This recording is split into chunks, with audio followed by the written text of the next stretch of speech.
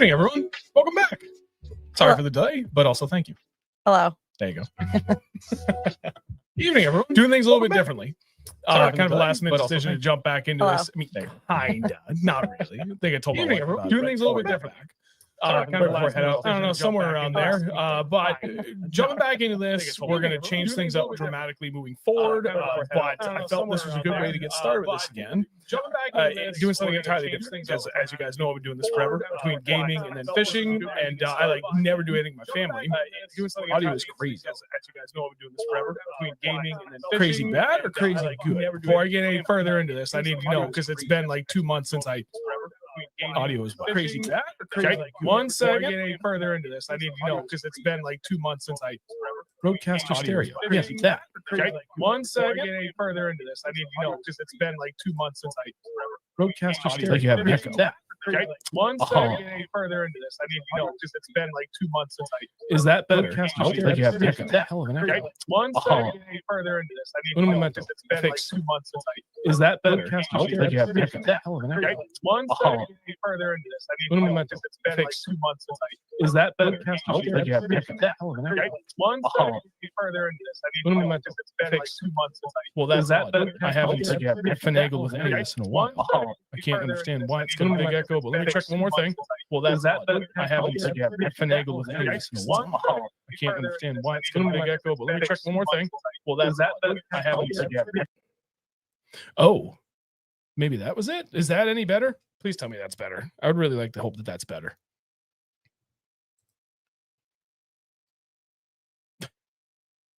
Is it really that bad? All better? I don't even know what it did. I don't even remember what I clicked. I barely did anything. But all right, as long as we're good. Thank you, everybody. I think it's been over 2 months, I think, since that last stream that we did. And in between then and now, my computer had to update to Windows 11, and it broke a couple other things. And when I was booting this up, I was like, there's a good chance it's going to break other things. And I wouldn't have known until I got there. It was unbearable. Oh, God. All right. Anyway, back on track. So doing things a little bit differently, you know, again, as I was trying to say before I realized audio was absolutely broken. I rarely do these things with my family, but after such an important event, which was 100% a family-oriented effort, I don't know how else to explain it. I wanted to bring in my wife and properly introduce her, because you guys have seen like little sneak things of her here and there. There's a couple of years ago you did the Halloween costume where you were me. I forgot about that. I think that was 2 years ago. But yeah, no, and I'll get into it in a minute. But yeah, let me introduce my wife, Chrissy. Hi. How are you guys? She's a little nervous going into this, but a little bit. You know, like I tell her, I tell everybody else that comes on here, like for the first time, is it's kind of like it's having a conversation between two people in a restaurant. Yeah, there you go, rock star. You know, but the difference is all the people seated around you are like actually there to listen to you, and not like in a bad way. They genuinely want to hear what you have to say. So to me, it just makes this very, very easy. So it'll get there. I'm not there yet, but it'll get there. I'm proud of you. You'll be fine. So the reason why I brought my wife in on this is because, you know, again, like this whole event was very much like a family thing. And she's, when I got the call, it was like, I was like, oh my God. And we'll get to that more. But first answer is I got to talk to my wife. Cause like that's not an easy thing. Like, it's not just a week of travel. Like that was a lot of money. Like that was a scary amount of money. How much was spent doing this? Don't regret it. Not one bit, but we're going to talk about the whole experience. And, you know, my wife, Chrissy, was with me pretty much every step of the way of this. I say pretty much literally every step of the way on this, helped me out in a million different ways. And again, you know, it was a team effort and a team decision to be able to go out and do this. So we'll talk about the fishing a little bit. Like I got the 2 baits that I used that I caught my fish on. But really what I want to focus on with this is the experience, right? Because it's a national championship. It's kind of a big deal. Kinda. I don't know. I tried to downplay it because I didn't want my nerves to like creep up on me, which has never been an issue. But going into something this big, I didn't know how it was going to be. I remember talking to Tim Doobie going to the Classic. Granted, it's like national championship and like Classic is off the chart. But I remember him saying, like, for the first few hours, he was razzled. He was too excited. Like, he couldn't settle his nerves. Now he's like, oh my God, I'm in the classic. I'm in the classic. And I didn't want to do that. So, yeah, I don't know. I just, I tried to downplay it the whole time so that I didn't have to worry about nerves. And I didn't have any nerves the whole time. So I was happy about that. I would say mission success. But I already said the whole reason you're here is because we did this together. And you supported me in everything leading up to this, and especially through it. And it was, again, a big financial take to do this. Yep. It was a lot of time away, very last minute. So it was challenging for the two of us. Kids are in school. So I don't know, there's a bunch of different things. There's no one out of everybody that all my closest friends are supporting me and just rooting me on through this. She was the constant, which is typical, but like doubly so for this. So you have a number of questions that you I do. And really, it's just like all the same questions she asked me when I got home. But again, I want to focus on the experience because it was, bar none, the most challenging thing I've ever done in my life, but also the most rewarding and fun and exhilarating thing I've ever done. Before we go any further, I do want to give a couple things I did see in the chat. And Noah Winslow, Beast Coast guy as well. He's from Connecticut. He finished second in it, so he's going to the Classic. Hats off to him because he figured something out, and like all but one other person could, and it worked out really well for him. He cracked a really good bag day 4 to jump up a spot, but he was hanging up in there in the top all 4 days. So props to him. Wicked proud of him. There was a couple other guys. Aaron Orsi from Mass. He did really well as well. I think he finished 25th. He's on the Ben's Tackle Shack team. So like, I'm stoked for him that he did that well too. And for everybody else that even showed up coming from New England, or even like my day 2 boater, Wyatt. Day 1 was Warren. Day 2 was Wyatt. He came all the way from Oregon. He had a 30-hour drive. I thought my 20-hour drive was a lot. And we had a blast. And I want to thank, Warren, my day 1 non-boater, was amazing. Wicked funny guy. And I owe a lot to him for just being such a good dude. It felt like fishing with Andrew or any other one of my close friends. That made me so comfortable that like I didn't sweat it even at hour 4.5 when we had 0 bites. And then Wyatt was the same. He was just such an awesome guy. We had a blast. We cracked him. We caught like 60 to 70 fish that second day. So I want to make sure I got those out of the way, aside from obviously thanking my family, my beautiful wife, my very supportive wife. Oh, thank you. You're welcome. All right. So without further ado, let's talk about this and what the experience was like.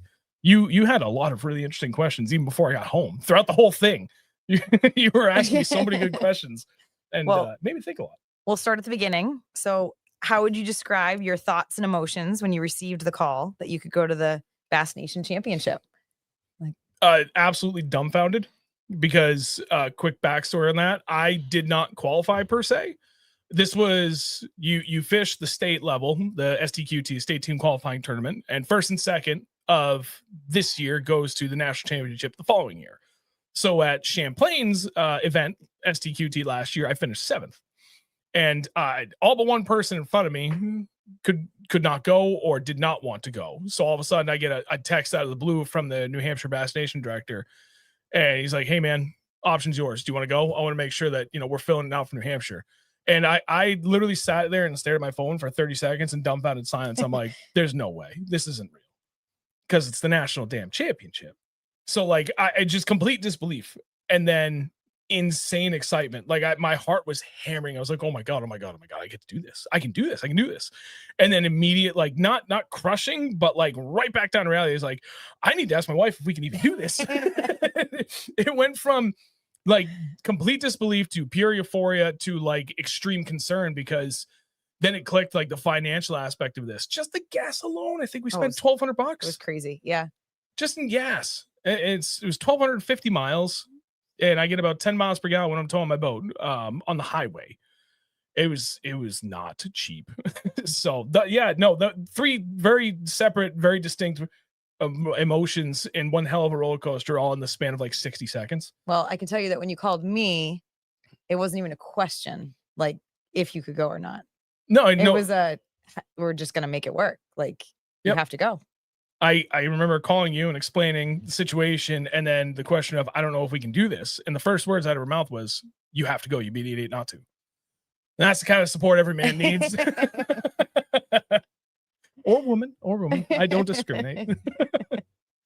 Roller coaster of emotions. That's for damn sure. But then like just pure excitement too, realizing that I did feel confident that we had a chance to do this. Like she does all the finances for the house. I have like a loose idea of where we stand on a regular basis, but I don't look at the overall numbers. And I'm like, in the back of my head, I'm like, should be able to do this. And I think back to all the bad luck I've had in my life. I'm like, I'm going to get so effed out of being able to do this. I wonder what's going to come up. So yeah, there you go. Loaded answer for a simple question. So then, because you got such a short notice on being able to go, did you feel like you had enough time to get the information that you needed about the Mississippi River before the no talk time was up? Yes. And it was stressful. You would know better than anyone. Again, this is why you're doing this with me. You know everything about everything that we went through. I mean, I went through, but we went through together since I got that first text from Trevor. Mm-hmm. And it was stressful because I'm still at work and she's still working in the evenings. So I'm like trying to balance, the family while I'm still trying to reach out to friends and friends of friends and strangers of friends of friends. And it was the moment that we said, yes, I could do this. I had less than 3 full days before the no information period kicked off. So that's a very short amount of time to get in touch with as many people as you can about a body of water that's 1,200 miles away. Thankfully, and really, I owe the credit to all of you in the channel. Like some good friends of mine that I've met over the years because of all this is what came in clutch. Like there's no other way. Even if I fished all these tournaments around New England, I wouldn't have met anywhere near as many people as I have because of the channel. Joe LaBarbera, I have to give him a huge shout out because he was hugely helpful. And same with Jerry Brusso. Mm-hmm. He used to be from our hometown, Milford, New Hampshire. Now he lives down in Florida, not too far from Okeechobee. He's actually, I think he's closer to Tampa. And like knowing Joe did the opens for a couple of years, and then Jerry's been in this industry for longer than I've been alive. Those were my starting points. And from there, I got a few contacts. I got a lot of good information, and the stress immediately came down once I got a hold of a couple of people, because even the first 2 people I talked to, I wasn't asking for secret spots. I wasn't asking for secret baits. I was like, just give me a general overview of the landscape of what I'm going into.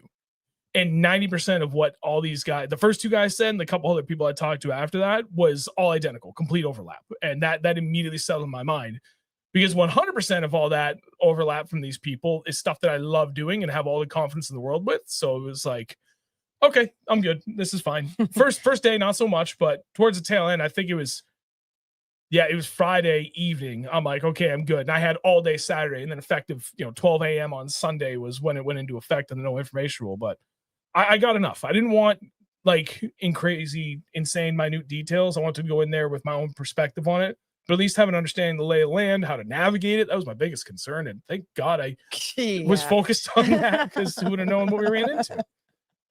Yeah. Did you feel like you got enough information?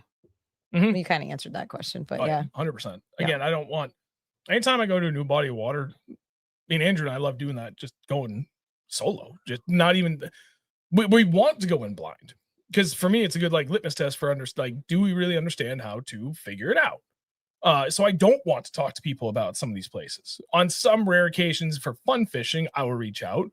For some tournaments, also on rare occasions, I'll reach out. This one was because New England is New England. No matter where you go, it's all pretty much the same thing. Mm-hmm. And it's all pretty easy to navigate. Once you get outside of here, totally different animal. So I do feel like I got enough. And it was just enough to understand the basics of what I was getting into and what I felt I needed to know. And the rest I wanted to figure out on my own. How was your drive out? The 19-hour drive. I know, sitting at home, I was a nervous wreck. But so she was nervous, both the drive out there and the way back. But for me, this is nothing new. I mean, I bet I was in St. Lawrence a bunch of times. Yes, but you're never alone. This was a long drive, all alone. Yeah, true. And huge shout out to Sean Miller for letting him crash at his place. My buddy Sean was lifesaver for that. Yeah, and for me, my emotions. Oh my gosh.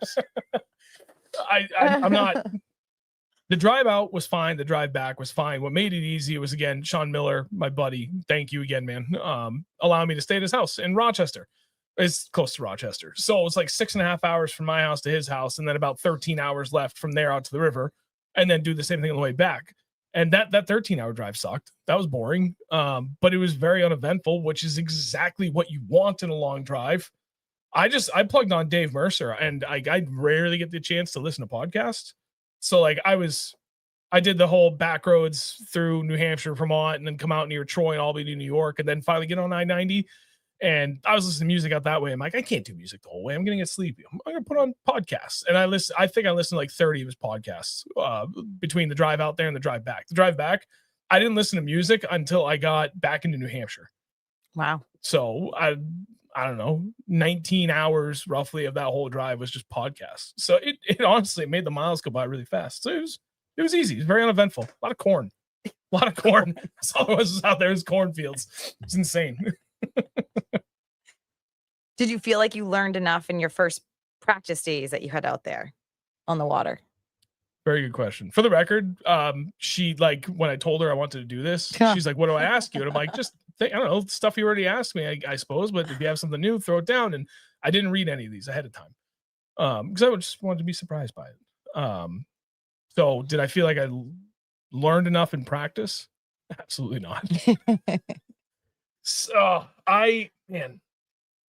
no, practice was a nightmare. So I got out there. My day one was day 2, and then my day 2 was day 3. There's 3 official days of practice. I drove out the Saturday, the first day, got in late, but then we were out at the ramp very early on my day 1 of day 2 on the Sunday, and then I went out Monday. It was blowing 30 miles an hour out of the northwest the first day I was out there.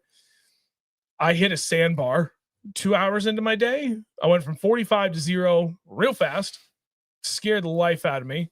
That like mentally just started unraveling, and then kind of settled down. Like I just had enough water. I had to stay on the very tip of the boat and use the trolling motor holding it up, and I was able to scrape off of it. So I got lucky and bounced around a bunch of different spots. But like literally every spot that I had in mind when looking at the map, there was at least 2 boats on every single spot. And now I understand why they were there. And I didn't realize it until the end of my day 2, the final day of practice there were wing dams or wind dams. I heard both, and they're just literally submerged rock piles from the bank out to the middle of the main channel in between the cans. And like after I realized that, I was like, oh, makes sense. You want to fish current breaks and places that has currents, typically where you find them. And I don't know. There was 90% of the spots I wanted to fish, I couldn't fish because I didn't want to jump up on top of anybody, and not that many spots you could fit more than what was already there. So I felt like day 1, I was like, okay, I kind of feel like I have an idea. I caught 2 keepers, a couple of shorts, but they were biters. They were the right species. Caught the biggest drum of my life, which was amazing. And I'm like, okay, I'll go out there day 2 and final day of practice and swing and see what we can do. Wind was blowing 30 miles an hour out of the south. Wrong way. And a lot of the areas I wanted to go adventure to was all the way down the southern end. And I figured like, oh, coming out of the south, go down the southern end. The wind's coming from there. Shouldn't be that bad. No, it was bad. I didn't get halfway down and it was bad. And we were getting rocked. And then I realized I'm like, I can't even fish this the way that I know I want to and should for what the conditions are going to be for the tournament, because this is so totally ass backwards. So I didn't get a bite. I was only out there for 4 hours. I was completely mentally spun out. And no, so I mean, with that was no, I did not have a good practice. I thought I did. And I, at the end of day 2, when I took myself off, realizing I was doing more harm than good, I was like, I remember calling her. I'm like, I have nothing, but we're going to go anyway and hope for the best. But I was proud of you for pulling yourself off the water and not doing more harm than good and taking care of yourself at the same time. Yeah. And thank you. You're welcome. That was the biggest thing. Like I had a couple people ask or say like, hey man, you probably learned a lot. And I did about myself. And it's stuff I talked about out here so many times in the past. So much growth. Just trying to get better about how I handle things. And I've been in this situation before where like I'm desperate to do well and things aren't going the way they should be because I either can't figure them out or just conditions are really counterproductive to me trying to figure something out. And I'm like, I could see it. I could feel it. And I'm like, this is not good. The best thing I can do for myself right now before I break something, me losing my temper or run around like an idiot trying to force something. Let's just get off the water. It's just, this is where I said it at some point, and I forget where, on one of my videos, but I got to give myself some grace. I knew I was going to go out there and only have maybe 2 days. And I had, but I didn't have because the wind, again, I could have forced it, but it just didn't feel right. And I didn't want to push something that mentally I wasn't in tune with. And I just was like, this is where the grace comes in. I have to give myself grace.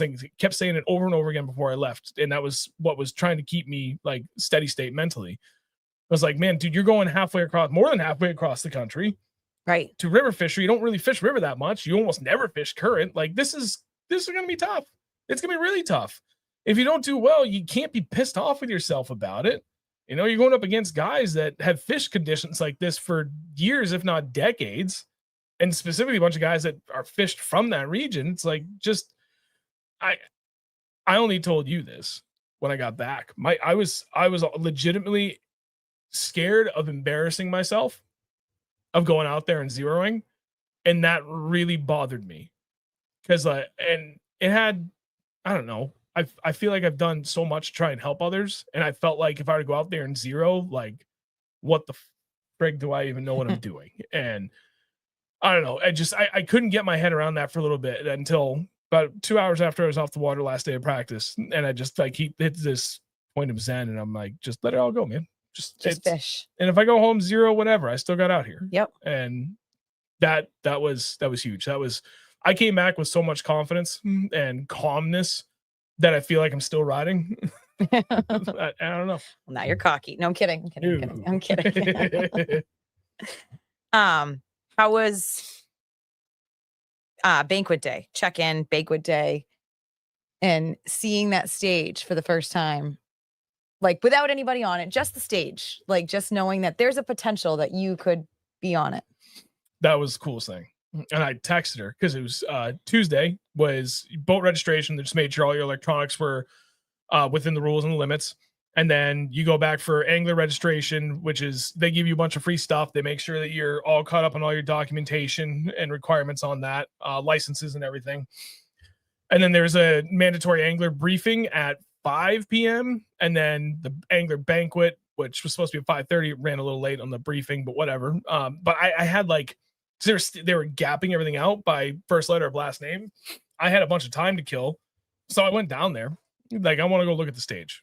And I texted you. I said that was like a surreal, like out of body experience. And I didn't think it was going to impact me like that. But like, it's a big deal. I was literally the only person there.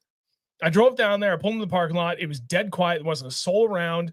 The wind was starting to lie down a little bit just at that one point. And I just got to walk around the stages completely alone and just like, damn, you know, regardless of how well I do or not, I get to walk up on that stage and do something that only a couple of hundred out of thousands are desperate to do. And that was very motivational too, because I'm like, I'm getting a fish. I'm going to catch one keeper. I don't give a shit if I only catch one. I'm going up on that stage with my one fish. And so it was like a complete out of body experience, and it was amazing. It set the whole stage for like, right, that's why I'm here. And then it rolls into the next question of how did it feel walking across that stage, being able to have fish to weigh in? Oh my God, 2 days in a row. It was amazing. And I don't know. Someone, I forget who, someone was like, were you nervous walking up on the stage? And not at all. That would be me. Not at all. Like I didn't even think about it. Like I've never walked up. I mean, I did the BFL and I've been up on that stage twice, and it's a little bit different, but it's kind of the same deal. This is different where you're like hidden behind it and you come out through the stage versus walking across it.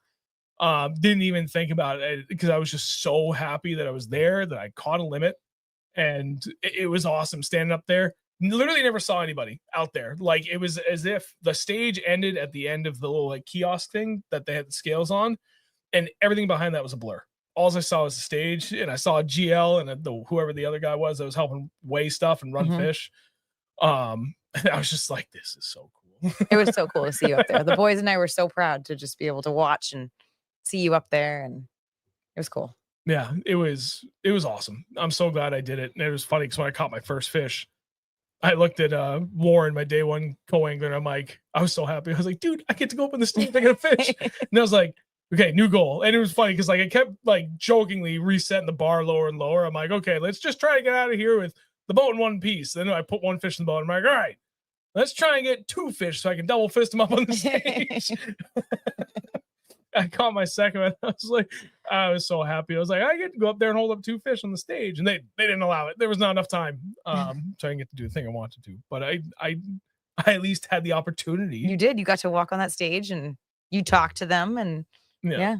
It in the moment, like it was really cool, but it was also like I was just focused on what was my weight, what's he gonna ask me, what can I say, and then I'll get out of here. And it wasn't until I walked off and turned around, I was like, oh, that was awesome. So then how did it feel to place 80th out of 250 boaters? 48 after, but incredible. And actually, you know what's funny? I went and looked at it today because I was curious about somebody else. I looked their name up and I scrolled back up to my name. It literally said I was an 80th for 2 days, and now it says I'm an 81st. But I'm tied at 80th, so I guess that's maybe the distinction. There's no tiebreaker for us. They didn't do anything to weigh a tiebreaker, so it just kind of, I guess they went alphabetically. I don't know. So this is the problem when I digress like an idiot. What was the question? It's just how does it feel that you placed 80th? Right. 81st, sorry, 81st. Whatever the case was. I 80 does not sound like a flashy number, but damn am I proud of that. Going into it in the morning, feeling like I literally had 0 chance of even catching a fish, to making it 4.5 hours into the first day. And I was an early number. I drew boat 47. So we were out, like take off a 7:10 for everybody. I think it only took 10 minutes before my number was called. And then we still had to be back for 3:10. So we had less than 8 hours to fish. I just thought of another question. Sorry. No, it was good. And I got to, what time did we get to? Little after noon, like 12:30, somewhere in that window. And I looked back at my buddy, Warren. I'm like, dude, I got nothing. I have nothing. And I don't know what to do. And he was like, well, what do you think? And I looked over at the spot we ended up fishing the rest of that day and all of the second day. And I was like, if I were back home, I'd be hammering the hell out of that. So let's just go do that. And that worked. So the fact that I went from with basically 3.5 hours of fishing time left in day one with nothing, not a damn thing, not even an idea at all, to being able to not only catch limit, but then improve my weight by over 2 pounds on the second day and come in 80th. Like I did better than, I don't know if I can say the vast majority, but certainly majority. I did better than 68 or 69% of the people there. And that's not a slight against anybody else there. It's just, I have to keep reminding myself that, because again, 80th does not sound like a flashy number. That sounds like a terrible dog crap number. But 80th out of 248, like I was ecstatic. And I've been nothing but happy about that. And you've caught a limit, and you caught a limit every day. Caught a limit every day. Days. Yeah. Which I don't even think all the guys that finished I think there's a few guys that finished above me that didn't even do that. I think you're right. They just had better fish. Yeah, they have better quality. So yeah, I just ecstatic, very, very happy, 0 regrets. There's a number of things that like thought about afterwards on the drive home, especially after reading the results from day 3 and day 4 and getting some more insight on what guys were doing. I'm like, nope, not gonna do that to myself. Do you remember your other question? I do. So at takeoff, so I know just from my tournament and first time ever experiencing it, the takeoff's pretty exciting. Oh yeah. How is the takeoff being in that situation? Like, is it a more intense takeoff than a regular tournament, or is it a normal takeoff like at any other local tournament? Same for me. It didn't matter. And I was talking to John Emery about this. We had, I don't even remember how long ago we were talking about it, but it was shortly after I knew I was going to be able to do this. We got talking about it, and I was not really nervous, but concerned I wasn't going to do well. And I was like, you know what? Doesn't matter, because that last 30 seconds when I know they're about to call my number, whether it's a 5-boat derby or in this case, a 248 derby, I go from insane happy anxiety where my heart rate is just slamming, and it will do that for the last half an hour leading up to where I know I need to go. And it's done this to me every time. I get within 30 seconds. They're 2 boats away from calling me. And I said this word before, I'll use it again. This whole complete peace and zen-like feeling comes over and is just replaced by pure happiness. But not an overwhelming anxiety, happiness kind of thing where I'm just my stomach's bubbling with excitement. It just dead calm. I don't even realize it. I saw it in the video. I looked at some of the footage when I was dumping all the footage over the weekend. Like, it looks like I'm pissed, but I'm just completely wiped of all emotion, and it complete clarity. And it wasn't any different for this than, I mean, Andrew and I have been in a 3-boat tournament. I felt the same way. Okay. It was just, I don't know. I was there. I don't know how else to explain this. I don't know. I just felt like I was like, all right, time to go to work. And just went at it. And like, I just left everything behind me when I freaking slammed my foot down and just went fishing. Good. Probably should have been more exciting, but that's just the way I react. And everyone, I love it. I live for doing these tournaments. And I did think that this was going to elevate some of that. Nope. Same as I felt in every single one. Okay. And then the ride home, did it feel longer, or did you think more or anything like that on the way home? Was it different than the way out? Quicker, felt quicker. But that's like anywhere Andrew and I go when we go on our fishing adventures. Anytime we go somewhere new, it could be an hour or it could be 4 hours. Like when we went out to that spot in New York with Sean earlier this year. And whatever it is, it feels twice as long getting out there and half as long getting back, because it's completely unfamiliar territory. So I'm a very visual driver. Like, I think like most people from New England, that's what we're kind of known for, is I don't think in mileage, I think in time. And I go by physical landmarks for where I'm driving to. So like, I know when I'm coming home from my favorite places in Vermont, like every 30, 40 minutes, I'm like, yep, that's my big turn. Yep, I know where that is. The way out, I had nothing for frame of reference.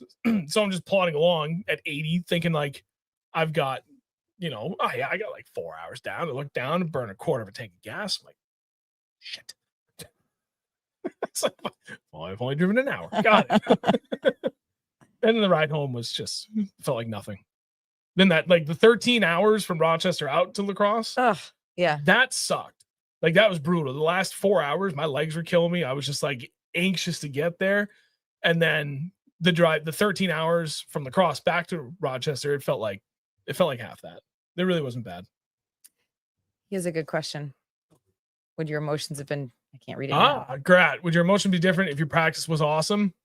No, I don't think so. Andrew and I have been through a number of tournaments where we've been at the highest of highs and lowest of lows at tournament time. And that, right before we left, literally the weekend before I left for the championship, we did the Berkshire Fall Classic in Vermont. And we did practice at one of those places several weeks before, caught one good fish, and then could not figure anything else out.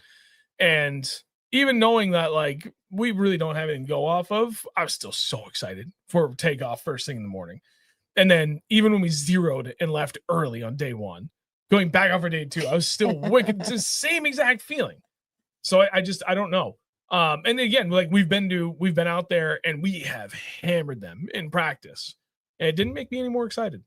But who knows? Maybe because this is such higher stakes, if I went out there and cracked 20 pounds both days of practice, there's a good chance it would have felt different. True. Knowing how hard it is to get to 20 pounds out there, I think only 3 or 4 bags total went over 20. If I went out there and caught a 20-pound bag, it'd probably be a different feeling and I think about it, but I don't know. We'll never know, I guess. Or maybe we'll find out the next time. Other than placing higher, are there things you wish you could have done differently or even changed? I don't know. Because a lot of the biggest challenge that I faced was I was scared to run that place. So they drew it down to winter pool shortly before we all got there. So it was 6 feet lower than what it was supposed to be. It's like I told you earlier, I hit a sandbar. I almost completely beached my boat. I believe the total count was 6 people that destroyed their boats. I know Henry Fristick, a guy from New York I know fairly well. He's like really good friends with my buddy TJ, who's Smallmouth Freaks on Instagram. He totaled his Ranger. Just wicked bad fiberglass damage. Saw a couple of guys that destroyed their lower units or destroyed just the props. Like, I hit that first sandbar and then I realized like the full extent what was going out there. I'm like, holy shit. I'm scared. I'm legitimately scared to run through here because I cannot afford to replace my boat. And when this tournament's over, I'm not done. Like, I'm going to keep fishing through the whole winter again if I can.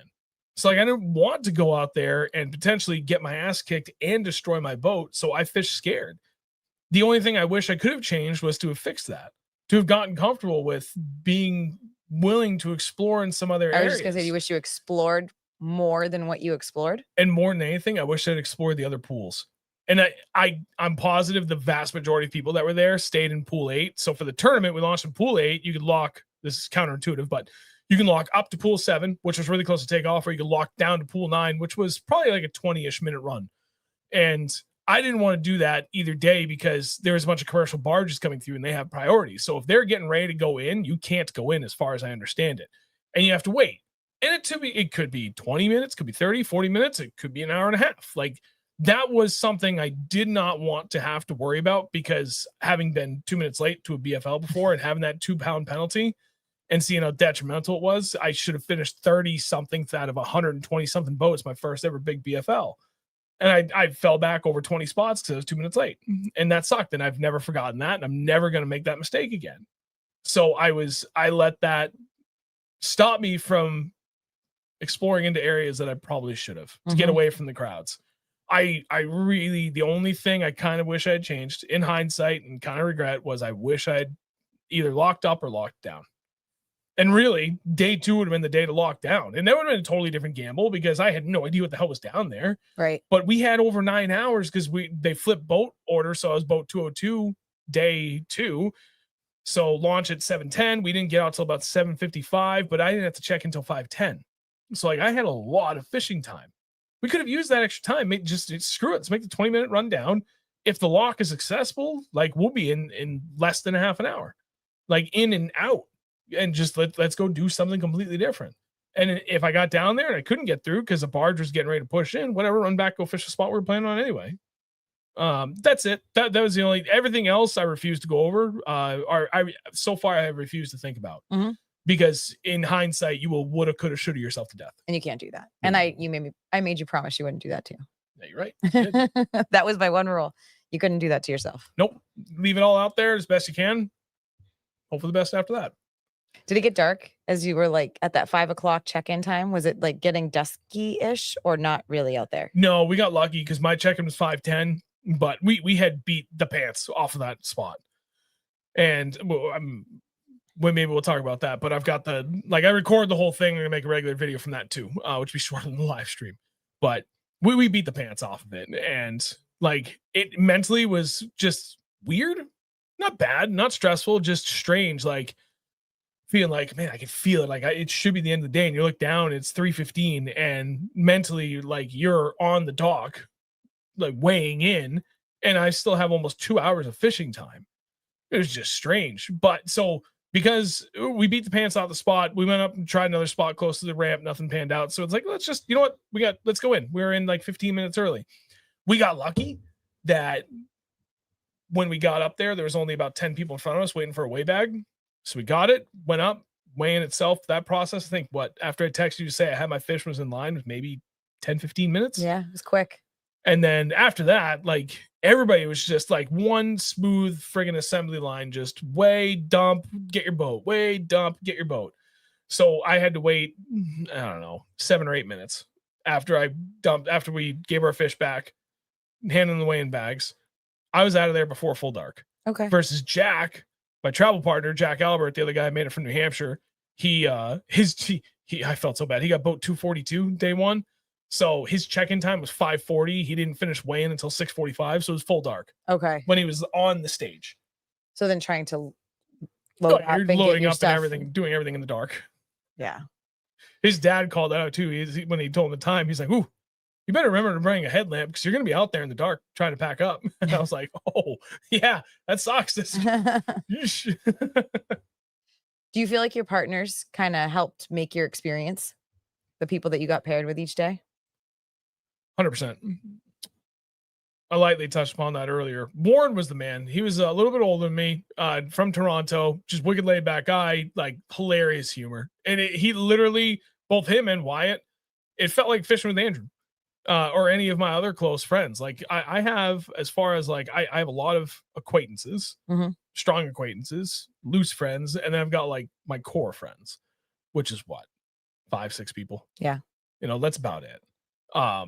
And those are the people that we're not just similar, but we have the same mindset, that is also very open-minded. It's not, I haven't created this little like echo chamber around myself. I've created one hell of a support group of friends that are all open-minded, and we all help each other immensely. And it literally felt like I could have dropped in Warren and Wyatt right into that inner circle.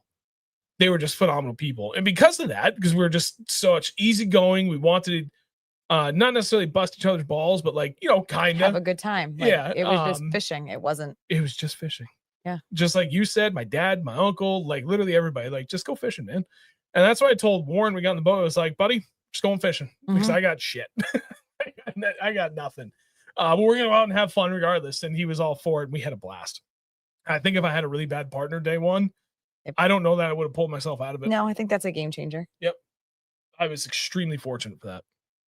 You have a question about license. I actually had two. You do. I see another question from my sister. Hi, Dare. Oh, yeah. Daryl, dumb question, but how does the fishing license thing work? So there are railroad tracks that in Pool 8, it runs very true north to south, and there are railroad tracks on either side of it.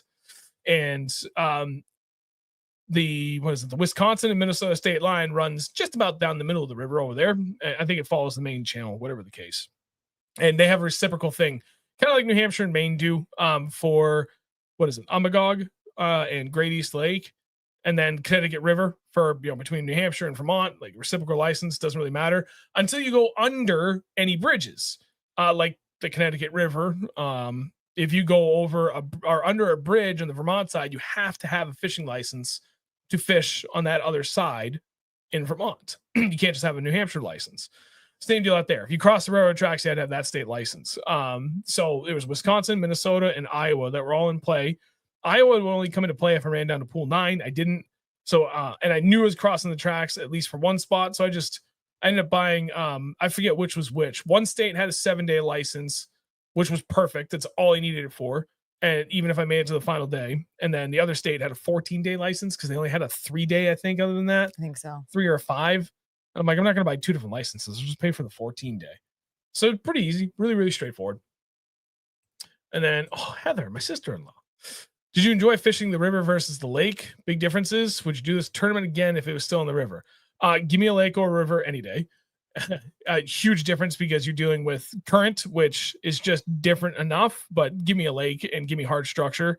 This place, outside of the man-made like rubble that was there was very little rock out there, which is something I'm just not used to at all. So that was a bit of a mental mind F, but got around it. Structure is what it comes down to. I prefer hard structure, timber, plenty of that there. No fish on it that I can find. Rock, that's hard structure. Structure out there was just like sand, like humps of sand, vegetation, timber, lots and lots of timber out there. But even like main river channel, yeah, there's still some rock piles and stuff. There's a lot of just like undulations in the sand, and every single one of those dips, that structure, it gets them out of the current. It's an ambush point, and like you just have to change your perspective on what structure means. Up here, like 99.9% of it is rock or trees or vegetation, and then down there, it's like, oh, you're literally just talking about a little ditch in the sand. This is a dumb question, but is current, or is there some faster current and slower current? Yeah. I mean, depending upon if you're in like the main flow of the current, yeah, totally different animal. It was ripping. I'm surprised I didn't kill my batteries on the first day because the wind had shifted back out of the north. So it's coming down with the current. My trolling motor was working overtime to fish the spot that I was in. And then you get some other areas where it's dead slack. You get kind of like a hook around in it. So it almost like pushes you back up against it. And then you get in a little eddy. And it's like you can see the current ripping by you. I know, Eddie. Where it's ripping by you, you're not moving because you're just in like a little spot.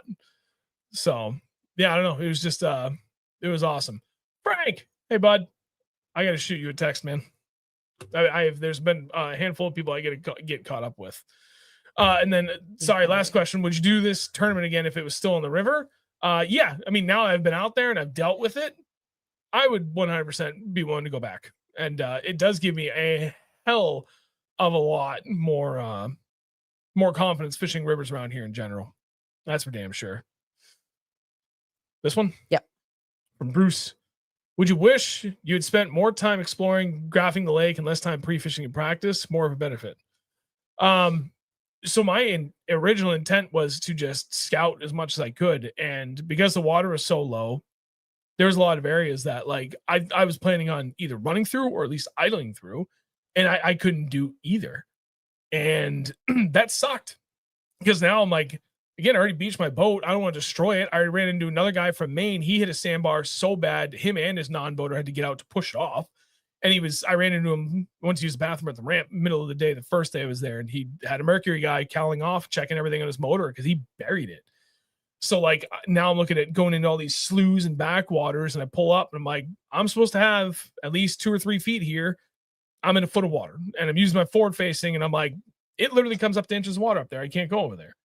So I initially was going to do a lot of looking and less casting, and that quickly turned around to I'm too scared to go into those areas and look, so I'm just going to cast what I can. we're going to hope shoot for the best. I said that a lot. We're just hope for the best. Hope for the best. Please, you're committed. Christ, hope for the best.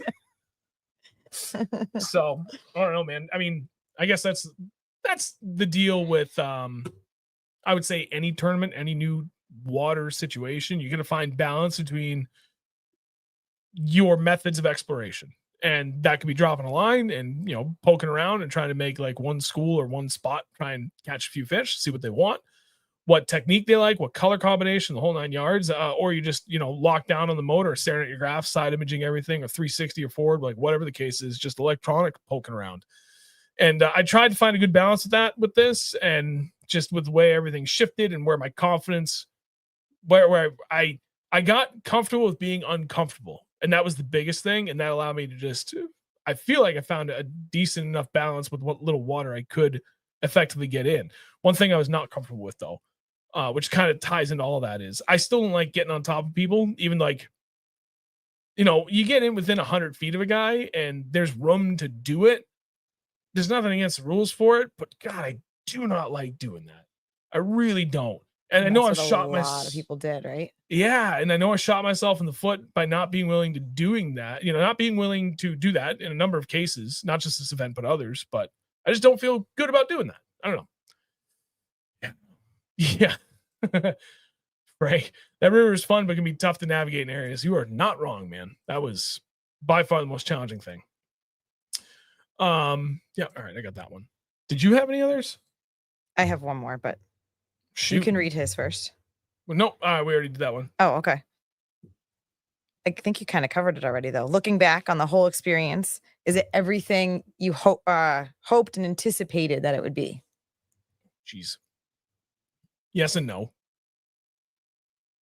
Overall, like, yes. I did not anticipate it being that challenging just from a navigational standpoint. And then the fear of financially wrecking myself, just trying to go fishing. And like, I get it. You're like, for us at the grassroots level, like there is no other way to get to the classic and make it to the elites unless, I mean, that's it. This is it. That's all you got from a grassroots level. You can go through the opens and the EQs and all that stuff. And you know, there's that path, but that's not cheap. This is a relatively cost-effective manner of getting to the classic. And, you know, the one guy gets to go to the elites. So if there's ever a time to leave it all out there and give it everything you've got, that's it. But I like my boat. You said that a lot last week. Yeah. A lot. You know, again, I come home for this. I literally asked her, I was like, can I stop and fish the St. Lawrence River on my way home? And she said no. But you know what I mean? No, like, that's my mentality. Missed you and you needed to come home. I'm not done. I'm going to keep going. And like, for the idea of, you know, even if insurance covered everything, which it probably should have, it probably would have, you know, for collision, like my insurance does cover stuff like that. There's always a chance it gets denied, but I don't know. Like, even if they did cover it, I would have been on my boat till the spring, and I would have gone crazy. There's other people could have jumped in their boats, but it's not the same. So yeah, no, I don't know. It was good, but that was, to answer you, Frank, and finish up my thought in general. Yeah, the water was low. It was 6 feet low. So it was dangerous. There's no other way to put it. Once you got outside the cans, you know, the main buoys, the main river channel, all bets were off.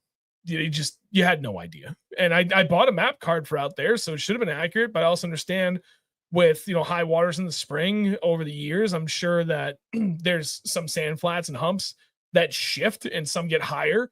And I'm pretty sure that's why I hit something, because I should have had still at least 2 or 3 feet of water based on my map. Like knowing he was down, I looked at it. I'm like, yeah, it says 8 feet, 8 to 10 feet, like through that whole thing. Let's go. I've got at least 2 feet of water. I don't got 2 feet of water. I got 2 inches. So I don't know. Oh yeah, it was still all in all very rewarding. Very happy I did it, but that was the only aspect of it that I just could not anticipate how challenging that was going to be, and how much of a mental mind F it was going to be. Dude, you did awesome and made some great decisions to rally 60 plus spots day 2 and to come out of this in one piece, no major issues or mishaps. I agree with that. That was the goal. Yeah, Frank, you're not wrong. It was very low. I feel like I missed a couple like really early that I want to go back and take a peek for. That's too early. That's where everybody's complaining about the audio. Justly, barely. Dan, what are you drinking tonight? Jefferson's Age by the Sea. Had to think about that for a second. Oh, I did see one from James that was towards the bottom, but I want to just go back really quick. Nope. That's going to take too long. Where was one? James Barkley. Hey, man. Hey, Sean, what's the most similar fishery we got up here compared to the Mississippi? Nothing. How did I put this? Oh, I was talking to John at work. I messaged him on Tuesday because I had time to kill Tuesday, the off day. So I put in work. I was trying to gain back some of my PTO time. And he was asking me a little bit, and he was like, what's it like compared to the Connecticut River? And I was like, it makes the Connecticut feel like Newfound. Ooh, and okay. You've been there, so you understand it. If nobody's ever fished Newfound, as far as like big lakes in New Hampshire goes, it's by far the easiest and safest thing to run. There's like 2 rock piles. That's it. It's 4,200 acres of just like wide open, deep water. And the Connecticut River is pretty damn easy to run. And again, like by comparison, going from a 6-foot low Mississippi River with friggin' trees and sandbars and wing dams and God knows what else out there that all could destroy your boat if you're just off by 10 feet. The Connecticut River felt like a mile wide of 100-foot deep water by comparison. So, I mean, but I would still pick the Connecticut. I can't think of anything else that would come remotely close because the Connecticut has a lot of just sand and mud, a lot of down timber, and a lot of vegetation. There are some rocks out there, but at least, from the amount of water that I know, not a ton. That's as close as I can think about it. But even still, the Connecticut, maybe up by Lebanon. I've heard there's a lot more like shallow water back areas up there that might be a little bit more comparable. But, if you think like Connecticut River at the Bellows Falls Dam and above it, there's a couple of backwater little streams and stuff up there.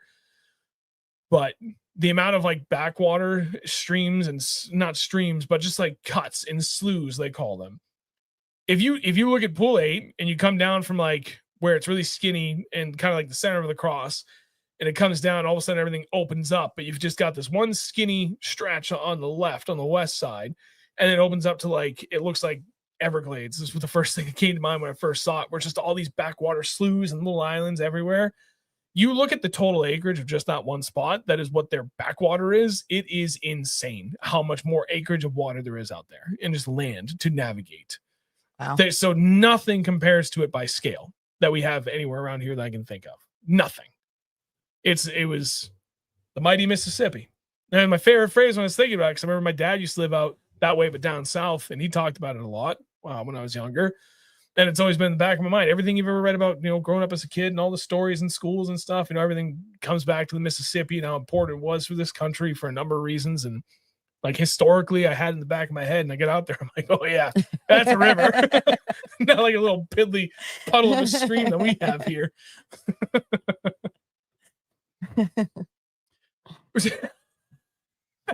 That's actually probably, honest to God, spot on. Is like running wide open through Powder Mill. Actually, yeah, that would be the closest comparison that we have, and I'm actually embarrassed I didn't think about that. Oh, that's good. That is an almost perfect replication and scale, because the original creek riverbed in Powder Mill is really skinny and really twisty windy. It's barely wider than your bass boat. And then outside of that, it's all super shallow and little backwater stuff. So yeah, it's very, very similar to just the scaled down version of the Mississippi is what powder mill is, which is insane.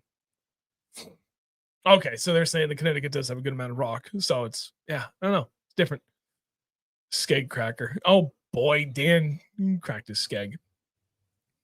I guess the only thing we didn't cover was like actual fishing wise, like what worked for me. I can tell you. How much do you think I spent on tackle? Oh gosh, couple hundred. Yeah. I didn't use any of it. Oh, trust me, I know. I'm sorry. I went to. But I need this last minute order. In all fairness, that I'm going to take with me that I left at home in the basement. No. That's not what I said. No, everything I ordered, it came with me. I had. So when I was last striking a couple of years ago, we got a lot of stuff, and striking rage bug. He's not telling the truth. Yes, I am.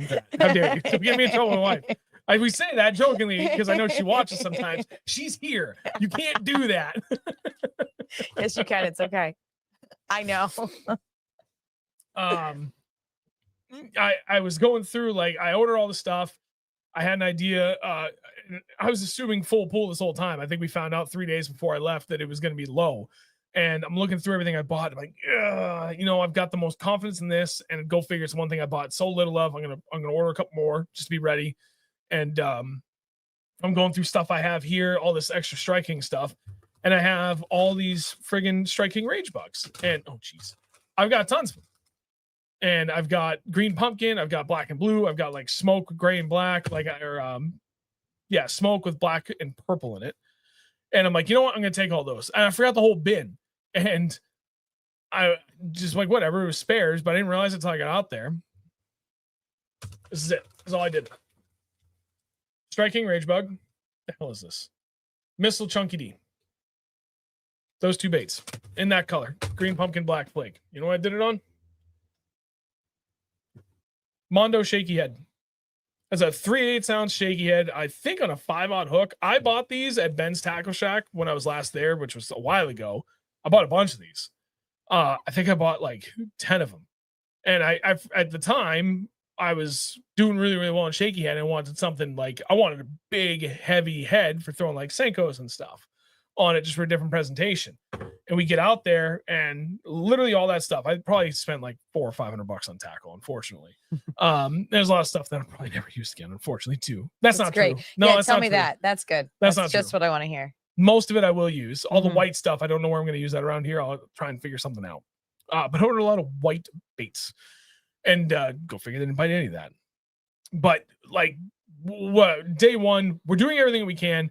Couldn't figure anything out. And finally, like now I'm going through for the last hour before I got bit. I'm trying a bunch of random things. And I'm finally like, oh, I go tie in the spring for white. Thanks, man. I'm like, now I'm really just trying to slow down because we had a cold front come in. The main river dropped 6 degrees where my buddy Jack was fishing in his backwaters. It dropped 16 degrees from when he was last in practice to the morning of day 2 of the tournament. Like insane. And I'm going through everything. I'm trying to just go slower and lighter and super finesse. And finally I'm like, dude, I'm gonna throw a shaky head. Because what I wanted to throw for like a craw-ish type trailer, I couldn't because there's too much crap on the ground. I couldn't get it through. And every time I threw any of my jigs, I think I lost like 20 open water snipers. I mean, just in general, I think I lost 30 Beast Coast jigs. So that sucked. That was not cheap. I couldn't get them through the rocks at all, no matter what jig I was throwing. I was throwing the Vanquish, I was throwing the little Magnum, I was throwing footballs. It just the snipers, they were all getting hung up and caught. And I landed on the shaky head, and I felt more confident in that than Texas rigs. I wanted it to stand. And for the first, like the last hour of no bites on day 1, nothing. Finally, we go over like, all right, let's fish that riprap along the railroad tracks. There's a lot of current, but we'll see how my 3/8 ounce does. It was literally perfect. And that style head, I have no idea what brand that is. I've got one still left where, I mean, you can see it. I wore all the paint off and then some on the back of that. I beat the crap out of that one all day. I kept this. This is the only one I kept tied on the entirety of day 2, and I didn't lose it. I was retying it like every 10 minutes, but I lost almost all the other ones.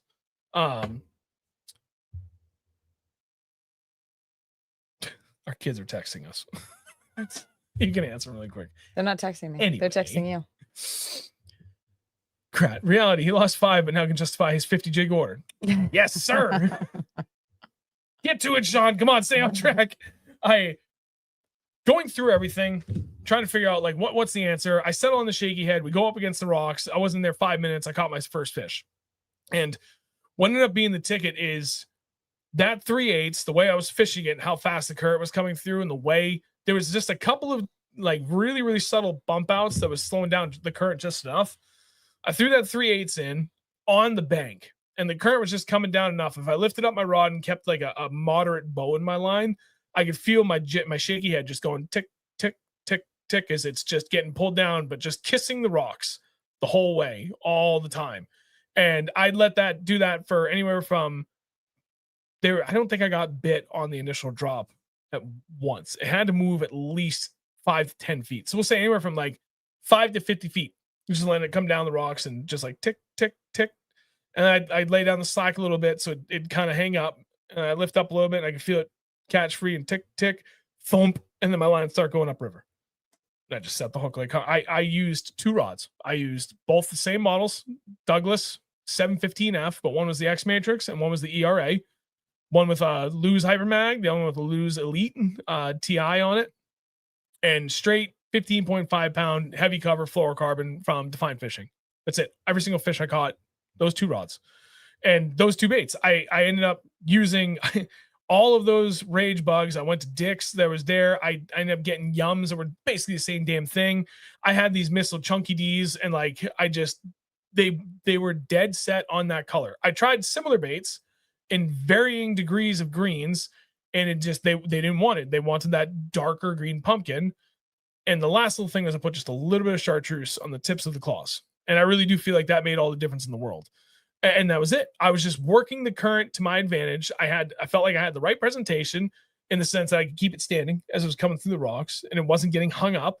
So I think I broke off 3 or 4 of those. I didn't have that many to begin with. Those are literally the last 2 I own. So it was, we were getting really close to not having something to work. And just understanding what it was to set it myself apart from, there was literally 10 boats fishing this 1,000-foot stretch of shoreline. And I did all my damage in a 600-foot stretch. And granted I couldn't see everyone, but I saw most, and everybody was just beating the crap out of the bank, fishing fast. And I was the only guy that I saw that was fishing not ice fishing slow, but like winter fishing slow. I was moving at a snail's pace. And Wyatt, my day 2 guy, he commented on that a bunch. He's like, I literally never would have thought to fish this slow like this. He's like, this is slower than anything I've ever experienced. And we wailed on him day 2. And that was it. That was all it was. Frank, yes, I did stay in 8 the whole time. I didn't want to risk. I got scared. I didn't want to go outside of the lock. I didn't want to go through the locks and potentially be late and deal with any of that crap.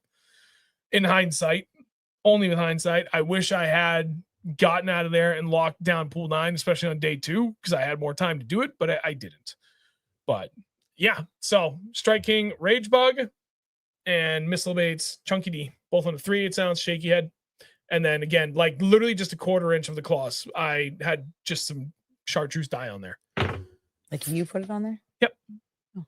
There are 2 ways you can do it. You have like a jar that you just like literally dunk them in, or they're markers with that same color. Really? Yep. Sorry. I know nothing, guys. Sorry. For me, the markers are easier. One, because my chartreuse like dye jar was down like this.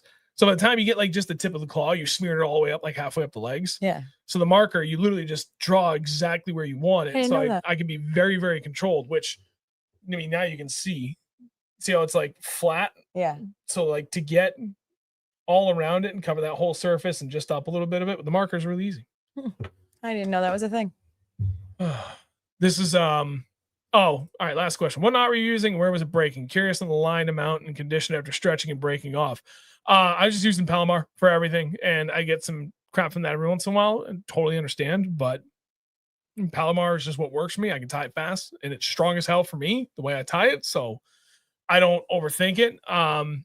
Don't feel like my line was really stretching or anything from breaking off. Like, I only broke off a couple times on these 2 rods. I had 6 jig rods going.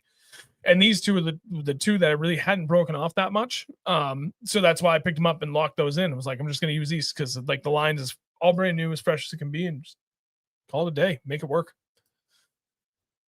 I tell you what, we've covered everything. We have to take care of our kids. They have to get to sleep. It is a school night. I do have a video I'm going to start working on, so I'm going to get that out as soon as I can. But thank you. You're welcome for everything. Thank you Especially for inviting me. You're welcome. I was nervous, but it was okay. Yeah. See? I told you. Thanks, guys. You're going to regret not bringing water, though. You're going to feel it after. I can already hear it in your voice. It's a little strained. You don't realize. That's not water, though. Yeah, you're confused. It's liquid. So I have no idea really what we're looking at here going forward with the streams, but I would like to say that this is back. Thank you, Alec. And the regular videos are good too. Yes, she is a rock star. And I don't know. We're just going to take it day by day. If anything, the tournament really reinvigorated my love for doing this and being helpful, especially with everything that happened between Wyatt and I on day 2, and even Warren and I on day 1. And just like, I don't know, man. I'm excited to be back for this. So sorry to cut it kind of abruptly short here, but we do have to wrap it up. We got kids to put to bed. Thank you, everybody that came out to watch tonight. Greatly appreciate it. Probably see you next Wednesday, 8 p.m. usual.